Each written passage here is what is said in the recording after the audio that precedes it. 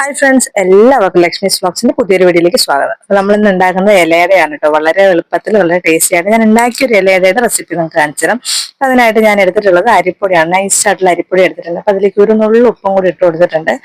നമ്മുടെ ഇടിയപ്പത്തിനൊക്കെ എടുക്കുന്ന മാവില്ലേ, അപ്പൊ അതെടുത്തിട്ട് ഒരു നുള്ള ഉപ്പും കൂടി ചേർത്തിട്ട് നല്ല തിളച്ചുകൊണ്ടിരിക്കും. ഞാനൊരു അടുപ്പത്ത് ഇങ്ങനെ വെള്ളം തിളപ്പിച്ചുകൊണ്ടിരിക്കുകയാണ്. അതിങ്ങനെ ഒഴിച്ചു കൊടുത്തിട്ട് ഒരു നമ്മൾ ഇടിയപ്പത്തിനൊക്കെ കുഴച്ചെടുക്കുന്ന പോലത്തെ രീതിയിൽ ഒന്ന് കുഴച്ച് റെഡിയാക്കി എടുക്കാം. നല്ല സോഫ്റ്റ് ഡോ ആയിട്ട് എടുക്കണം കേട്ടോ.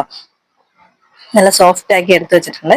എന്നിട്ട് ഞാൻ കുറച്ച് വാഴയിലയും കൂടി എടുത്തു വെച്ചിട്ടുണ്ടായിരുന്നു. അപ്പൊ വാഴയിലേക്ക് നമ്മൾ ഇതിങ്ങനെ പരത്തി വെക്കണം. ആ സമയം കൊണ്ട് ഞാൻ ഇഡലിപ്പാത്രം ചിപ്പിലൊക്കെ വെച്ച് വെള്ളം ചൂടാക്കാൻ വെച്ചിട്ടുണ്ടായിരുന്നു. ഇപ്പൊ പെട്ടെന്ന് ചൂടാക്കി കിട്ടിക്കഴിഞ്ഞതിനനുസരിച്ച് നമ്മുടെ പണി എളുപ്പം ഉണ്ടാവുമല്ലോ എന്ന് ഓർത്തിട്ട് അപ്പൊ നല്ലോണം ഇങ്ങനെ വാഴയിലയിൽ പരത്തി കൊടുത്തു കഴിഞ്ഞ് തേങ്ങയും ശർക്കരയും വെച്ചിട്ടൊരു സെറ്റ് ഉണ്ടാക്കുന്നുണ്ടായിരുന്നു.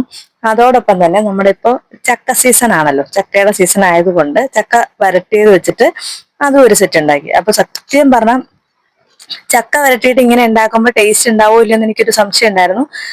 നമ്മൾ സാധാരണ ചക്കപ്പഴം കൂടി ചേർത്ത് കുഴച്ചൊക്കെ ഉണ്ടാക്കാറുണ്ട്. അപ്പൊ അല്ലേ, അതെങ്ങനെ ഉണ്ടാക്കുമ്പോൾ ടേസ്റ്റ് ഉണ്ടോ ഇല്ലെന്ന് അറിയില്ല. അപ്പൊ ഞാൻ ഒന്ന് ട്രൈ ചെയ്തതാണ് കേട്ടോ. നല്ല ടേസ്റ്റ് ആയിരുന്നു. ചക്കപ്പഴം ഇങ്ങനെ അകത്ത് വെച്ച് ഫില്ലിംഗ് ആയിട്ട് വെച്ചിട്ടുണ്ടാക്കിയത് സൂപ്പർ ടേസ്റ്റ് ആയിരുന്നു. അപ്പൊ ഞാൻ എടുത്ത വാഴയില തികയാത്തുള്ള 3 ഉരുളയായിട്ട് തന്നെ വെച്ചിട്ടുണ്ടായിരുന്നു.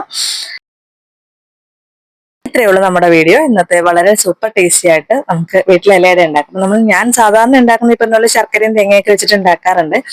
ചക്കപ്പഴം ആണെങ്കിൽ ചക്കപ്പഴം കുഴച്ച് മാവിന്റെ കൂടെ ചേർത്തിട്ട് നമ്മൾ വാഴയിലിൽ ഉണ്ടാക്കി എടുക്കാറുണ്ട്. അപ്പൊ ഇങ്ങനെ ഫില്ലിംഗ് ആയിട്ട് വെച്ച് ഉണ്ടാക്കി എടുത്തപ്പം ഞാൻ ഓർത്ത് എങ്ങനെ ഉണ്ടാവും എന്നറിയില്ലല്ലോ എന്ന് ഓർത്തിട്ട് ചെയ്തതാണ്. നല്ല സൂപ്പർ ടേസ്റ്റി ആയിരുന്നു. അപ്പൊ ഇതുപോലെ മറ്റു വീഡിയോ ആയിട്ട് വീണ്ടും വരാം. Bye bye.